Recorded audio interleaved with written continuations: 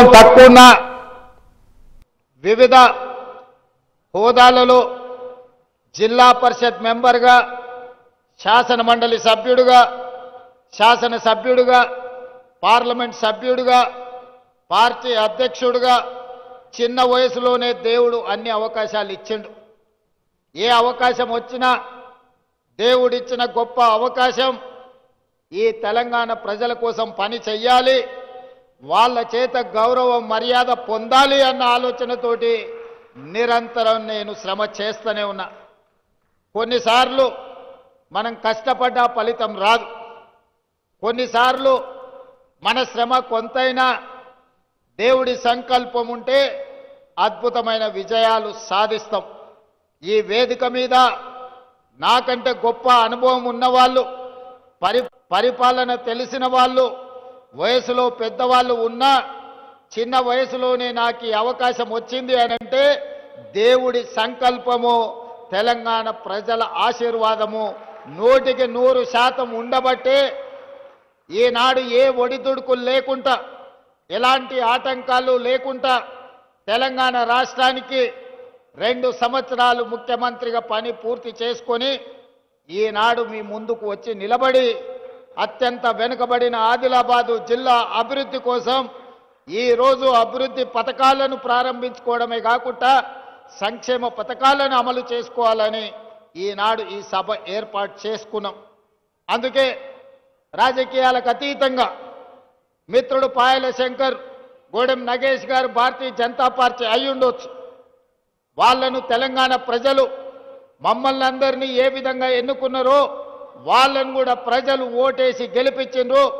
వాళ్ళందరిని కలుపుకొని అభివృద్ధి పదం వైపు నడపాలన్న ఆలోచనతోటి ఈనాడు వేదిక మీద వాళ్ళందరితో కూడా మాట్లాడించి వాళ్ళ ఈ ప్రాంత సమస్యల్ని ఏవైతే నా దృష్టికి తెస్తారో వాటిని పరిష్కరించాలన్న ఆలోచనతోటి ఈనాడు మన ప్రభుత్వం పనిచేస్తుంది.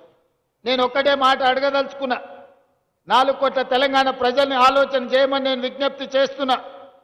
ఆనాడు 10 సంవత్సరాలు ఆ ప్రభుత్వం ఉన్నప్పుడు ఏనాడైనా ప్రతిపక్షాలకు సంబంధించిన ముఖ్యమంత్రి గారి కార్యక్రమాలలో పాల్గొననిచ్చిండ్రా? ఒకవేళ ప్రతిపక్షాలు ఎవరైనా పాల్గొన్నా మాట్లాడడానికి 1 నిమిషమైన అవకాశం ఇచ్చిండ్రా? మీరు ఆలోచన చెయ్యండి. ప్రజాస్వామ్య స్ఫూర్తికి విరుద్ధంగా ఆనాడు పరిపాలన జరిగింది. అలాంటి తప్పిదాలు మళ్ళీ జరగొద్దు. ప్రతిపక్షంలో మేము ఉన్నప్పుడు సచివాలయానికి వెళ్తే వందలాది మంది పోలీసులను పెట్టి తాళ్ళు పెట్టి కట్టేసి మీరు సచివాలయానికి రానే వద్దు, మిమ్మల్ని రానియమని నన్ను, సీతక్క లాంటి వాళ్ళను తీసుకెళ్లి పోలీసులు నిర్బంధించి మా ఇంటి గేటు దగ్గర పడేసిపోయినారు. ఇప్పుడు అలాంటి పరిస్థితులు లేవు, అలాంటి పరిస్థితులు రానివ్వద్దు.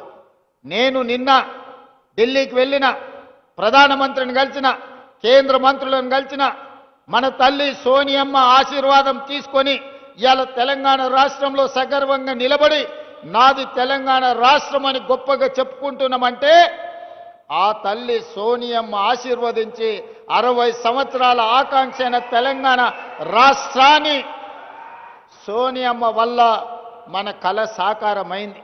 మరి ఇంత పెద్ద కార్యక్రమం పెట్టుకొని తెలంగాణ రైజింగ్ గ్లోబల్ సమ్మిట్ పెట్టుకొని ప్రపంచ దేశాలకు సంబంధించిన 100 దేశాల ప్రతినిధులకు ఈరోజు తెలంగాణ రాష్ట్రం ఆతిథ్యం ఇస్తున్నప్పుడు, ఇంత గొప్ప లక్ష్యాన్ని కార్యక్రమం పెట్టుకున్నప్పుడు ఆ తల్లి ఆశీర్వాదం తీసుకోవాలి కదా. కన్న తల్లితో సమానమైన సోనియమ్మ ఆశీర్వాదం తీసుకొని ఈనాడు ఉక్కు సంకల్పంతో ఏ ఆకాంక్షల కోసం, ఏ అభివృద్ధి కోసం, ఏ సంక్షేమం కోసం సోనియా గాంధీ గారు తెలంగాణ రాష్ట్రం ఇచ్చిండ్రో ఆ తెలంగాణ రాష్ట్రాన్ని అభివృద్ధి పదం వైపు నడపడానికి, ఆ లక్ష్యం వైపు సాగడానికి సోనియమ్మ ఆశీర్వాదం తీసుకొని మల్లికార్జున్ ఖర్గే గారు, రాహుల్ గాంధీ గారు, ప్రియాంక గాంధీ గారిని కలిసి మా రాష్ట్రానికి రండి అని, అదేవిధంగా పీయూష్ గోయల్, నిర్మలా సీతారామన్ గారి నుంచి మొదలు పెడితే పెద్దలు నరేంద్ర మోడీ ప్రధానమంత్రి వరకు అందరినీ కలిసి ఆహ్వానించడం. ఇవాళ తెలంగాణ రాష్ట్రంలో 4 కోట్ల తెలంగాణ ప్రజలు పండుగ జరుపుకుంటున్నారు. సంక్షేమం, అభివృద్ధిని ముందుకు తీసుకెళ్లాలనుకుంటున్నారు.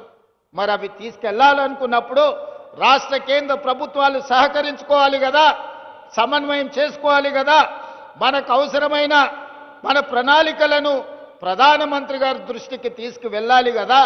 పాయల శంకర్ గారు ఎమ్మెల్యేగా నా దగ్గరకు వచ్చి వరంగల్ ఎయిర్పోర్ట్ కావాలి అని అంటే వరంగల్ ఎయిర్పోర్టే కాదు ఆదిలాబాద్ ఎయిర్పోర్ట్ కూడా కట్టాలి అని పాయల శంకర్ నా దృష్టికి తీసుకొస్తే నిజమే కదా, అత్యంత వెనుకబడిన ఆదిలాబాద్కు ఎయిర్పోర్ట్ ఇస్తే ఇక్కడికి పరిశ్రమలు వస్తాయి. తెలంగాణ రాష్ట్రానికే కాదు పక్కనున్న మహారాష్ట్రకు సంబంధించిన వాళ్ళు కూడా ఇక్కడ టైగర్ రిజర్వ్ ఫారెస్ట్లు ఉన్నాయి. అభయారణ్యంలో పులులను చూడడానికి దేశం నలుమూలల నుంచి వేలాది మంది ఈ ప్రాంతానికి వస్తున్నారు. వాళ్ళు రావాలంటే కష్టమవుతున్నది. మనకి ఎయిర్పోర్ట్ ఉండాలి అని ఆలోచన చేసినాం. ఈరోజు మేము భూమి ఇస్తే రక్షణ శాఖకు సంబంధించిన రాజ్నాథ్ సింగ్ గారు సహకరిస్తామన్నారు. ఏవియేషన్ మినిస్టర్ రామ్మోహన్ నాయుడు గారు అనుమతులు ఇస్తామన్నారు. ప్రధానమంత్రి నరేంద్ర మోడీ గారు నిధులు ఇస్తామన్నారు. నేను కాంగ్రెస్ అయి ఉండొచ్చు, మా ప్రభుత్వం అయి ఉండొచ్చు, కానీ అభివృద్ధిలో కేంద్ర ప్రభుత్వం యొక్క సహకారం తీసుకొని ఆదిలాబాద్కు ఎయిర్పోర్టు తేవాలి అని నిన్న ఢిల్లీకి వెళ్ళి మోడీ గారితో మాట్లాడి ఈనాడు ఆదిలాబాద్లో ఈరోజు నేను ప్రకటిస్తున్నా, సంవత్సరం తిరిగే లోపల ఆదిలాబాద్లో ఎయిర్పోర్టు పనులను ప్రారంభించి ఎర్ర బస్సు రావడమే కష్టం అనుకున్న ఆదిలాబాద్లో ఎయిర్ బస్సును దించి ఇక్కడ అభివృద్ధికి పునాదులు వేసి ఇక్కడ పరిశ్రమలను తీసుకొచ్చే బాధ్యత మన ప్రభుత్వం తీసుకుంటుంది. ఇందిరమ్మ రాజ్యంలో ప్రజాపాలన చేస్తుంది అని నేను ఈ సందర్భంగా మీ అందరికీ తెలియజేస్తున్నా. మిత్రులారా, నేను పిసిసి అధ్యక్షుడిగా బాధ్యత తీసుకున్న తర్వాత 4-5 రోజుల్లోనే మొట్టమొదటి పర్యటనకు వచ్చింది ఆదిలాబాదు జిల్లా నిర్మల్ నియోజకవర్గానికి వచ్చిన నేను మొదటి కార్యక్రమాన్ని ఆదిలాబాద్ నుంచే ప్రారంభించిన. మొదటి బహిరంగ సభ దళిత గిరిజన దండోర కార్యక్రమాన్ని ఇంద్రవల్లిలో పెట్టి మిత్రులు ప్రేమ్ సాగర్ రావు గారు బాధ్యత తీసుకొని ఆనాడు పెద్ద ఎత్తున దళిత గిరిజన దండోర దళితుల కోసం, గిరిజనుల కోసం, ఆదివాసీల హక్కుల కోసం పోరాటానికి పౌరుషానికి మారు పేరైన కొమరం భీముడి స్ఫూర్తితో రామ్జీ గోండును ఆదర్శంగా తీసుకొని ఈ ఆదిలాబాదు గడ్డ మీద నుంచే ఆనాటి ప్రభుత్వం మీద పోరాటాన్ని ప్రకటించినాం. ఆ ఇంద్రవెల్లి స్ఫూర్తిగా 40 సంవత్సరాల పైగా ఆనాడు హక్కుల కోసం ఇంద్రవెల్లి ఆదివాసీలు పోరాటం చేసి ఎంతో మంది నేల కొరిగినరు. వాళ్ళందరినీ వాళ్ళ కుటుంబాలను గుర్తిస్తాం, ఆదుకుంటామని చెప్పి అదేవిధంగా ఇంద్రవెల్లి అమరవీరుల స్తూపాన్ని పర్యాటక కేంద్రంగా ప్రకటిస్తామని ఆనాడు ప్రకటించడం జరిగింది.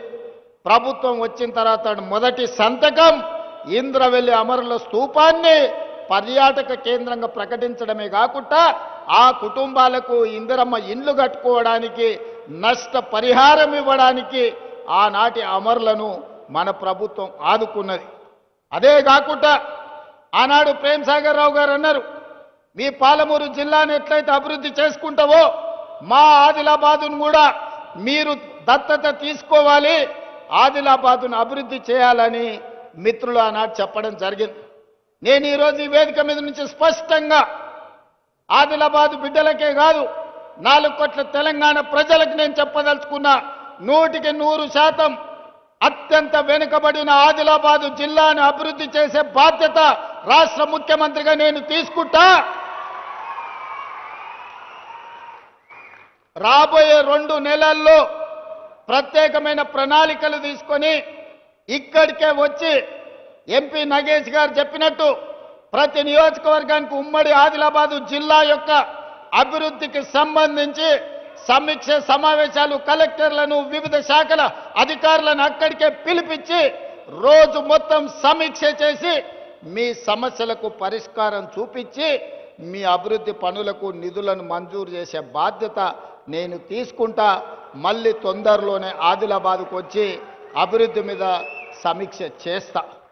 అదేవిధంగా సాగునీరు ఆనాడు ప్రాణహిత చేవెళ్ల ప్రాజెక్టు 2007-8లో డాక్టర్ వైఎస్ రాజశేఖర రెడ్డి గారు తుమ్మిడేటి నుంచి మొదలుపెట్టి చేవెళ్ల వరకు 16 లక్షల ఎకరాలు 38,500 కోట్ల రూపాయలతోని పనులను ప్రారంభించాడు.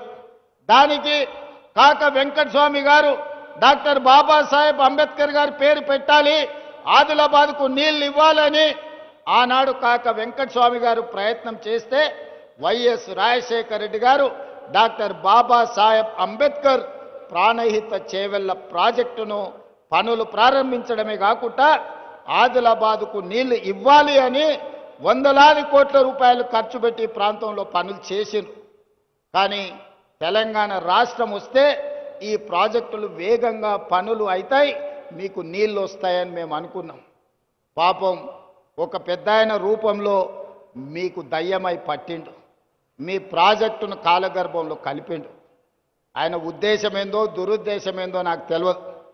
పేరు మార్చిండు, ఊరు మార్చిండు, అంచనాలు మార్చిండు. పేరు కాళేశ్వరమైంది, ఊరు ఇంకెక్కడికో పోయింది. అంచనాలు 1,50,000 కోట్లయినాయి. 10 ఏళ్ళు తిరిగే లోపల 1,00,000 కోట్లు ఖర్చు పెట్టిండు. కాళేశ్వరం కడితే 3 ఏళ్లలోనే కూలేశ్వరం అయిపోయి కూలిపోయింది. ఆదిలాబాద్కు మాత్రం చుక్క నీరు రాలే. ఆయన ఇంట్లో కనక వర్షం కురిసింది తప్ప మన భూముల్లో బీడు భూముల్లో చుక్క నీరు రాలే. అందుకే ఇవాళ ఈ వేదిక మీద నుంచి స్పష్టంగా మీ అందరికీ మాట ఇవ్వదలుచుకున్న మిత్రులు నగేష్ గారికి శంకర్ గారికి కూడా విజ్ఞప్తి చేస్తున్నా. ఆనాడు ఉమ్మడి రాష్ట్రంలో 148 మీటర్ల ఎత్తుకు అనుమతి ఇచ్చిండ్రు.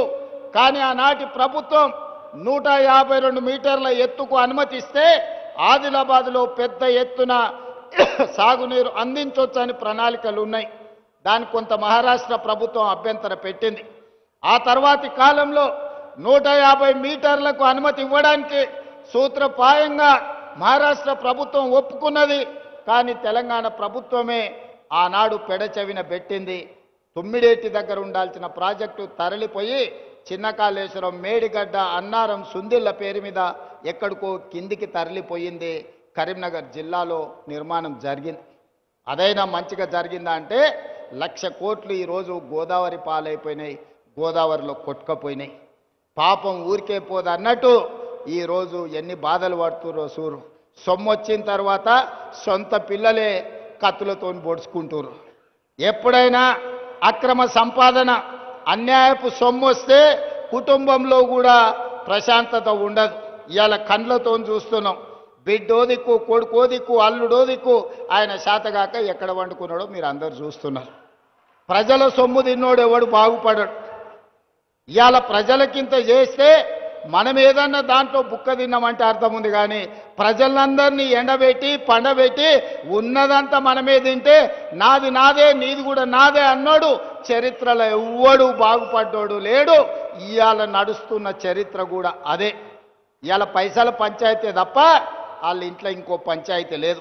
అందుకే ఈరోజు 150 మీటర్ల ఎత్తున ప్రాణహిత చేవెళ్ల తుమ్మిడియేటి దగ్గర ప్రాజెక్టు కట్టాలి అని మా సాగునీటి పారుదల శాఖ మంత్రి ఉత్తమ్ కుమార్ రెడ్డి గారికి ఆదేశాలు ఇవ్వడం జరిగింది. ప్రాజెక్టును అంచనా వేయడానికి నిన్న మొన్ననే టెండర్లు పిలిచినాం. దీనికి సంబంధించి తొందరలోనే ఆదిలాబాద్ జిల్లా వ్యవసాయ భూములకు మీ గోదావరి జలాలను తరలించి ప్రతి ఎకరాకు నీళ్లు ఇవ్వాలి అన్న లక్ష్యంతో తుమ్మిడియేటి దగ్గర ప్రాణహిత చేవెళ్ల ప్రాజెక్టును మళ్ళీ కడతాం. ప్రారంభోత్సవానికి, పనుల ప్రారంభోత్సవానికి తిరిగి నేను వస్తా అని తెలియజేస్తున్నా. ఆనాటి నిర్లక్ష్యాన్ని సరిదిద్ది ఈనాటి ఆదిలాబాద్కు సాగునీరును అందించి ఈ ప్రాంత రైతాంగాన్ని ఆదుకునే బాధ్యత ప్రజాపాలన ఇందిరమ్మ రాజ్యం తీసుకుంటుంది. దానికి మా ఎంపీ గారు, ఎమ్మెల్యే గారి సహకారం, పక్కనున్న మహారాష్ట్రలో బీజేపీ ప్రభుత్వం ఉంది. మా మిత్రులకు పెద్ద ఎత్తున ఢిల్లీలో పరపతి ఉంది. వాళ్ళ పరపతి కొంత వాడితే మన ప్రాజెక్టులకు అనుమతి వస్తుంది. ఎంబడే పనులను ప్రారంభించుకుందాం.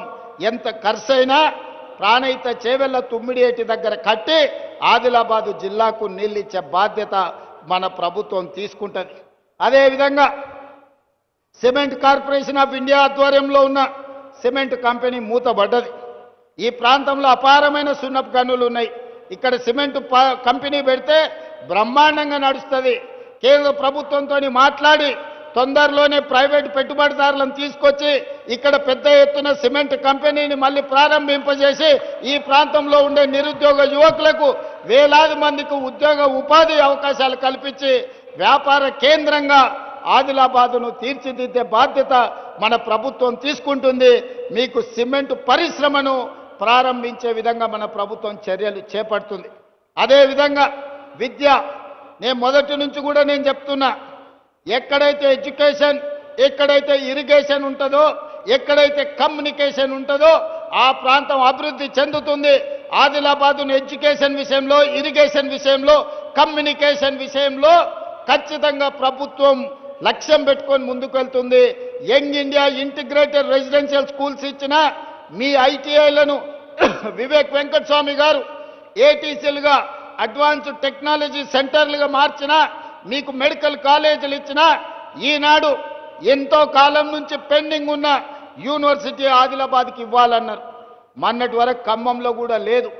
అందుకే ఖమ్మంకు డాక్టర్ మన్మోహన్ సింగ్ గారి పేరు మీద ఎర్త్ సైన్సెస్ యూనివర్సిటీని ఇచ్చి 3 రోజుల క్రితం ప్రారంభించుకోవడం జరిగింది.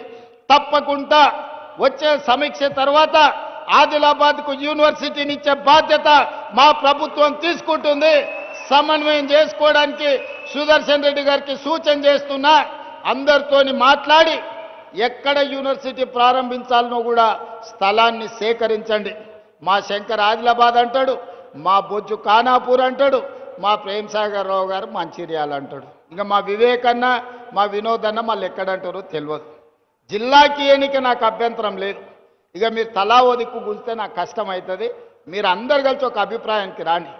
నాకైతే ఇంద్రవెల్లిలో కడితే బాగుంటుందని అనిపిస్తుంది. నా మనసుకైతే ఆడ బావోజీ ఆడ జాతర ఉన్నది, నాగోబా జాతర, అక్కడ ఇంద్రవెల్లిలో కడితే మంచిగా ఉంటుంది. అక్కడికి వచ్చేటోళ్ళు ఉంటారు. ఇంద్రవెల్లి యూనివర్సిటీ అని పెట్టుకుంటే చరిత్రలో కూడా గొప్ప పేరు ఉంటుంది. కొమరం భీముడి పేరు పెట్టుకుంటే ఇంకా గొప్పగా ఉంటుంది. మరి మీరందరూ, ఇది నా సూచన మాత్రమే, నా నిర్ణయం కాదు. ఇక మళ్ళీ ముఖ్యమంత్రి గారు నిర్ణయం తీసుకున్నాక మళ్ళీ మమ్మల్ని ఎందుకు అడుగుతున్నారు అని అంటారు ఎవరన్నా. నేను సూచనే చేస్తున్నా, మీరు అందరూ కూర్చొని ఒక కొలిక్కి రాండి. ఆదిలాబాద్కు యూనివర్సిటీ ఇచ్చే బాధ్యత నాది. అనుమతి ఇచ్చేది నేను, కానీ ఎక్కడ పెట్టుకోవాలనేది ఇక మీరే కూర్చొని మాట్లాడుకోరా. మళ్ళీ ఆ పంచాయతీలకు మాత్రం నన్ను లాగకండి. మీకు యూనివర్సిటీ ఇచ్చి మన పిల్లల్ని చదువుకునేటట్టు, చదువుకున్న వాళ్ళకు ఉద్యోగాలు ఇప్పించే బాధ్యత నాది. అదేవిధంగా తెలంగాణ ఉద్యమం అంటేనే నిరుద్యోగ సమస్య. నీళ్లు నిధులు నియామకాలు అన్నారు. మరి నియామకాలు ఎవరికి వచ్చినాయో మీకు తెలుసు. వాళ్ళ ఇంట్లో ఎంతమందికి ఉద్యోగాలు వచ్చినాయో తెలంగాణ వచ్చినాక మీరే చూసారు, నాకంటే ఎక్కువ. మరి ప్రజలకు రాలే. అందుకే 10 ఏళ్ళు ఖాళీలుగా ఉన్న ఉద్యోగాలను భర్తీ చేయాలని వచ్చిన సంవత్సరం నుంచే, వచ్చిన రోజు నుంచే మొదలుపెట్టి సంవత్సరం తిరిగే లోపల తెలంగాణ రాష్ట్ర ప్రభుత్వంలో 60,000 ఉద్యోగ నియామకాలు చేపట్టి ఎల్బీ స్టేడియంలోనే ప్రజల సాక్షిగా 61,000 మందికి నియామక పత్రాలు ఇచ్చినాం. గ్రూప్ 1లో మనం ఉద్యోగాలు ఇస్తే 15 ఏళ్ల నాటి ప్రభుత్వం నియామకాలు చేపట్టలే. నేను ప్రక్షాళన చేసి తెలంగాణ పబ్లిక్ సర్వీస్ కమిషన్ పెద్ద ఎత్తున పారదర్శకంగా పరీక్షలు నిర్వహించి 563 మంది గ్రూప్ 1 అధికారులను ఆనాడు సెలెక్ట్ చేస్తే కోట్ల రూపాయలు ఇచ్చి కొనుక్కున్నారని పేదోళ్ళ పిల్లల్ని, వాళ్ళ చదువులను వాళ్ళని అవమానించారు. అందుకే కోర్టుకెళ్ళి తప్పుడు ఆరోపణలు కొట్టేపిచ్చి ఈరోజు 562 మంది గ్రూప్ 1 అధికారులను తెలంగాణను అభివృద్ధి చేయడానికి, తెలంగాణ పునర్నిర్మాణంలో భాగస్వాములు చేయడానికి వాళ్ళకు ఉద్యోగాలు ఇచ్చినాం. గ్రూప్ 2లో దాదాపుగా 785 మందికి ఉద్యోగ నియామక పత్రాలు ఇచ్చినాం. అదేవిధంగా పోలీస్ శాఖ కావచ్చు, వైద్య ఆరోగ్య శాఖ కావచ్చు, వివిధ శాఖలల్లో 61,000 ప్రభుత్వ ఉద్యోగాలు తలలు లెక్కగట్టి ఎల్బీ స్టేడియంలో రాష్ట్ర ప్రభుత్వంలో ఉద్యోగ నియామకాలు చేపట్టిన చరిత్ర దేశంలోనే తెలంగాణ రాష్ట్రానికి దక్కింది. ఇవి సరిపోతాయంటే సరిపోవు. రాబోయే రోజుల్లో ఇంకో 40,000 ప్రభుత్వ ఉద్యోగ నియామకాలకు ప్రక్రియ చేపట్టి ఈ సంబరాలు ముగిసిన వెంటనే సమీక్ష చేసి ఇంకో 40,000 ఉద్యోగాలు, మొత్తం 1 లక్ష ప్రభుత్వ ఉద్యోగ నియామకాలు చేపట్టి మా నిరుద్యోగ యువకులకు ఊర్ల సర్పంచులు, వార్డు మెంబర్లు, ఎన్నికలు, రాజకీయాలను తిరగకండి. పోటీ పరీక్షలకు తయారు కాండి. మీరు అధికారులు కావాలి, మీరు డాక్టర్లు, లాయర్లు, ఇంజనీర్లు కావాలి, మీరు ఐఏఎస్లు, ఐపీఎస్లు కావాలి, తెలంగాణ రాష్ట్ర పునర్నిర్మాణంలో భాగస్వాములు కావాలి. అప్పుడే మీ అన్న రేవంత్ అన్న సంతోషంగా ఉంటాడు.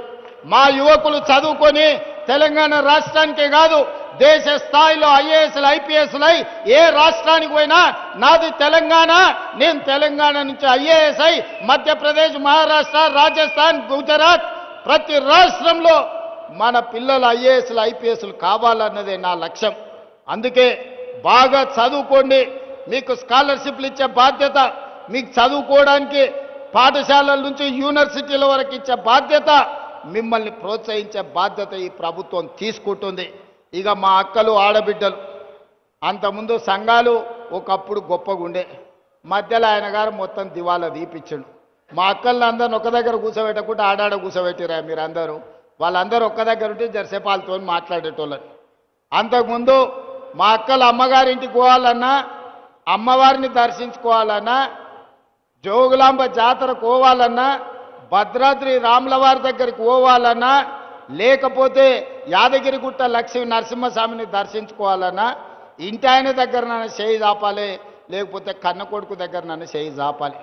వాళ్ళు ఇస్తే ఇచ్చినట్టు, ఇవ్వకపోతే మనసులో దుఃఖం ఉండేది, బయటికి చెప్పుకునే పరిస్థితి లేకపోయేది. దసరాకు అడిగితే ఉగాది కోదులే అనేటోళ్ళు. కానీ ఇవాళ మా అక్కలు చెప్పాలి, మీ తమ్ముడు, మీ అన్న రేవంత్ రెడ్డి ముఖ్యమంత్రి అయినాక ఏ బస్సులన్నా మిమ్మల్ని ₹1 అడిగినరా అక్క? అడిగినరా? మా ఆడపిల్లలు చెప్పాలి. ₹1 టికెట్ అన్న పెట్టిరా? 8,100 కోట్ల రూపాయలు ఈ 2 ఏళ్లలో మీ బస్సు కిరాయి పైసలు ఈ ఇందిరమ్మ ప్రభుత్వం కట్టింది. ఆడబిడ్డలకు బస్సులో ఉచిత ప్రయాణం ఇచ్చినాం. బస్సులో ఉచిత ప్రయాణమే కాదు, 1000 బస్సులకు మా అక్కల్ని అడిసేయుతుంది, 1000 బస్సులకు మా ఆడబిడ్డలను యజమానులను చేసినాం. అదేవిధంగా సోలార్ పవర్ ప్రాజెక్టులు ఇచ్చినాం. ఇవాళ పెట్రోల్ బంకు కోసం ఇవాళ వాళ్ళకు జగా ఇచ్చినాం. సంఘాలు పెట్రోల్ బంకులు నడుపుతున్నాయి, సంఘాలు విద్యుత్ ఉత్పత్తి చేస్తున్నాయి, సంఘాలు ఆర్టీసీ బస్సులు నడుపుతున్నాయి. సంఘాలు చెయ్యని లాభసాటి వ్యాపారమే లేదు. ఈరోజు 65 లక్షల మంది ఆడబిడ్డలకు ఈరోజు ఇందిరమ్మ చీరలు ఇచ్చినాం. పండుగ పూట నాడు చీర సారె పెట్టేది తెలంగాణ సాంప్రదాయం. ఆ సాంప్రదాయాన్ని పాటించి తెలంగాణ గ్రామీణ ప్రాంతాలలో 65 లక్షల చీరలు ఇచ్చినాం. చీరలు మనం 1 కోటి ఆర్డర్ ఇస్తే ఇప్పటికి 65 లక్షలు వచ్చినాయి. అందుకే గ్రామీణ ప్రాంతాలలో ఇవ్వండి. మళ్ళీ ఎండాకాలం మార్చిలో మున్సిపాలిటీలలో మిగతా 35 లక్షలు. అందుకే ఈనాడు 1 కోటి మంది ఆడబిడ్డలకు 1 కోటి చీరలు పంచడమే కాదు, 1 కోటి మంది ఆడబిడ్డలను రాబోయే 10 ఏళ్లలో కోటీశ్వరులను చేసి నగదు మా ఆడబిడ్డల చేతుల్లో ఉంటే ఆ కుటుంబం గౌరవం ఉంటుంది, ఆ కుటుంబంలో పిల్లలు చదువుకుంటారు, ఆ ఇంటి మర్యాద నిలబడుతుంది.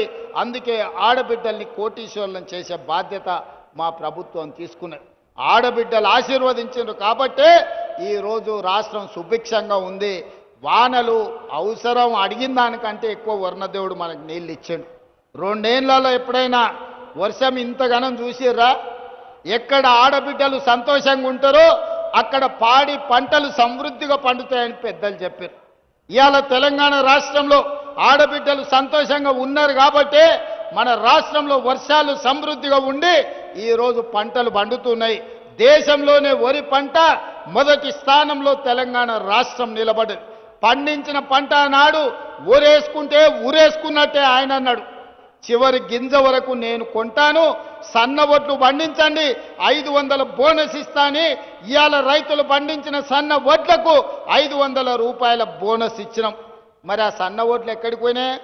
దొడ్డు బియ్యంతో తినలేక పశువులకు దాన పెడుతుంటే ఇవాళ సన్న బియ్యం ఇస్తే మా అక్కలు, మా చెల్లెళ్ళు, మా అమ్మలు కన్న పిల్లలకు బుక్కెడు బువ్వ ఈరోజు సన్న బియ్యంతో తినిపించుకుంటున్నారంటే రైతులు పండించిన సన్న ఒడ్లు బియ్యంగా మార్చి పేదోళ్ళకు పంచినాం. 3,10,00,000 మంది ఇవాళ తెలంగాణ రాష్ట్ర ప్రభుత్వం అందిస్తున్న సన్న బియ్యం అందుకుంటున్నారు. 3,10,00,000 మంది ఇవాళ ప్రభుత్వం అందించే సన్న బియ్యంతో బువ్వ తింటున్నారు. ఇంతకంటే సంతోషం ఏమన్నా ఉంటుందా? మీరు ఒక్కసారి ఆలోచన చేయండి. అందుకే ఇవాళ మా ఆడబిడ్డలను అన్ని రకాలుగా గౌరవించాలి, అన్ని రకాలుగా అవకాశాలు ఇవ్వాలి. ఆడబిడ్డల్ని సంతోషంగా ఉంచాలి, మా నిరుద్యోగ యువకులకు ఉద్యోగాలు ఇవ్వాలి, మా రైతులు పండించిన పంటకు గిట్టుబాటు ధర ఇవ్వాలి, ప్రతి పంట ప్రతి గింజ కొనాలి అని ఇంతకు ముందే మా శంకర్ చెప్పిండు. సోయాబీన్ కొనాలి, జొన్నలు కొనాలి, మిగతావి కూడా కొనాలి అని. తప్పకుండా వాటికి సంబంధించి ఆలోచన చేస్తాం. ఇంకా మావాడు నక్కల చిట్టీలు అందిస్తూనే ఉన్నారు రా నాయన, ఇదో పెద్ద కష్టమే ఉంది, చూస్తా. ఈ అన్నిటినీ తప్పకుండా పరిశీలిస్తాం. ఈ కొరాట చెనాక ప్రాజెక్టు గురించి కూడా ఇప్పుడు ఎలక్షన్ కోడ్ ఉండి ఇయ్యలే, చిన్న చిన్న పనులు పెండింగ్ ఉన్నాయి. తప్పకుండా తొందరలోనే ఆ ప్రాజెక్టు పనులు పూర్తి చేసి ప్రారంభించుకొని జాతికి అంకితం చేస్తాం. వీకర్ సెక్షన్స్ కు సంబంధించిన కాలనీ గురించి చెప్తా ఉన్నాడు. అదేందో కలెక్టర్ గారికి వేదిక మీద నుంచి ఆదేశాలు ఇస్తున్నా. ఇన్ఛార్జ్ మంత్రి గారు సమీక్ష చేసి ఈ విషయాన్ని కూడా నా దగ్గరికి తీసుకురా అన్నాడు. జర్నలిస్టు మిత్రుల గురించి కూడా మా ఎమ్మెల్యే గారు చెప్తున్నారు, దాన్ని కూడా ఏం సంగతో ఒక్కసారి మీరు చూడండి. అందుకే ఇవాళ మీరందరూ పెద్ద ఎత్తున వచ్చి ఈ ప్రభుత్వాన్ని ఆశీర్వదించరు. చివరగా ఒక్క మాట చెప్పదలుచుకున్నా. సర్పంచ్ ఎన్నికలు జరుగుతున్నాయి గ్రామాలలో. నోరు మంచిదైతే ఊరు మంచిది అంటారు. నోరు మంచిది, మంత్రులతోని కలిసి పనిచేసేటోళ్ళని సర్పంచులుగా చేసుకోరు. ఊర్లలో వాళ్ళ వీళ్ళకి పంచాయతీలు పెట్టేటోళ్లను, జుట్లు ముడేసి తాకులాట పెట్టేటోళ్లను మీరు సర్పంచులుగా ఎన్నుకుంటారంటే ఊరు ఆగమవుతుంది, ఊరు అభివృద్ధి ఆగిపోతుంది. అందుకే ఈడికొచ్చిన మిత్రులందరికీ, వేదిక మీద ఉన్న పెద్దలందరికీ పంచాయతీలు తగ్గించండి, ఏకగ్రీవంగా వీలైతే ప్రజలందరిని ఒప్పించి చేసుకోండి. ఎన్నికలల్లో అడ్డగోలుగా ఖర్చు పెట్టకండి. ఎందుకంటే మళ్ళీ మీకు మీరు పెట్టిన ఖర్చు అంతా కూడా ఆదాయం రాదు. ఈరోజు నిధులు ఇస్తాం, గ్రామాలను అభివృద్ధి చేసుకోండి. గ్రామాలను అభివృద్ధి చేసుకోవాలంటే సమన్వయం చేసుకొని ముందుకు వెళ్ళాలి. ఎట్లయితే ఈరోజు మేము కేంద్ర ప్రభుత్వం పెద్దల దగ్గరికి వెళ్ళి కూర్చొని మాట్లాడి తెచ్చుకుంటున్నామో, సర్పంచులు కూడా మంత్రుల దగ్గరకు పోయి కూర్చొని మీ గ్రామాల అభివృద్ధి కోసం నిధులు తెచ్చుకునేటోళ్ళని పెట్టండి. లేకుండా రోజు పంచాయతీ పెట్టేటోని పెడితే ఇక అది లేనిపోని తలకాయ నొప్పి అవుతుంది, ఆదిలాబాద్ అభివృద్ధి ఆగిపోతుంది. అందుకే మా అక్కలకు, మా చెల్లెళ్లకు, మా రైతులకు అందరికి ఒకటే విజ్ఞప్తి, సర్పంచ్ ఎన్నికలల్లా మంచోని ఎందుకోండి. ఒకవేళ బుద్ధిమంతుడని మీరు సర్దిగాడితే వాడు పోయి బొడ్రాయి కాడ కూర్చొని భోంచేసి మళ్ళొచ్చి ఇంకేం పెడతామని అడిగిందంటే నిండా మునుగుతారు. మంచోన్ని చేర్చుకోరి సర్పంచులుగా. నిధులు ఇచ్చే బాధ్యత నాది, అభివృద్ధి చేసే బాధ్యత నాది, మిమ్మల్ని ఆదుకునే బాధ్యత ఈ ప్రభుత్వాన్ని. మీరందరూ మంచి సర్పంచులను ఎన్నుకోండి, మంచిగా ఆదిలాబాదును అభివృద్ధి చేసుకోండి. మీ సాగునీటి ప్రాజెక్టులు కానీ, మీ విద్యాలయాలు కానీ, మీ పరిశ్రమలు కానీ, మీ ఎయిర్పోర్టు కానీ, ఈ ప్రాంతానికి సంబంధించిన అన్ని పనుల మీద ప్రత్యేకమైన దృష్టి పెడతా, సమన్వయం చేసుకుంటా. జూపల్లి కృష్ణారావు గారు, పెద్దలు సుదర్శన్ రెడ్డి గారు ప్రతి క్షణం ఆదిలాబాదు జిల్లా నాయకత్వంతో సమన్వయం చేసుకొని తప్పకుండా ఆదిలాబాదును ఆదర్శంగా నిలబెట్టి రాష్ట్రంలోనే అభివృద్ధి చెందిన మొదటి జిల్లాగా మేము తప్పకుండా అభివృద్ధి చేస్తాం. పొలాలకు రోడ్లు అడుగుతున్నాడు, రోడ్లు అంచనాలేసి శంకర్కి ఇస్తాం. మోడీ గారి దగ్గర నుంచి నిధులు దెమ్మనాల్సిందిగా కోరుకుంటూ మీ అందరి దగ్గర మీరందరూ పెద్ద ఎత్తున చప్పట్లు కొట్టండి, మిగతా జిల్లాలకు వినిపించాలి. ఆదిలాబాదు జిల్లా ప్రజలు ఎంత క్రమశిక్షణతోటి, ఎంత గౌరవంగా, ఎంత మంచిగా కార్యక్రమాన్ని నిర్వహించినో, ఇప్పటికి జరిగిన అన్ని కార్యక్రమాలల్లో గొప్పగా ఆదిలాబాదు జిల్లాలోనే జరిగింది. మిమ్మల్ని ఆదర్శంగా తీసుకొని మిగతా జిల్లా ప్రజా ప్రతినిధులు, ప్రజలు, రైతులు, మహిళలు, యువకులు, నిరుద్యోగులందరూ మంచి కార్యక్రమాలు చేయాల్సిందిగా తొందరలోనే మళ్ళీ వస్తా, మీకు నిధులు ఇస్తా, ఆదిలాబాదును అభివృద్ధి చేస్తా అని మీ అందరి దగ్గర సెలవు తీసుకుంటున్నా. ధన్యవాదాలు మిత్రులారా.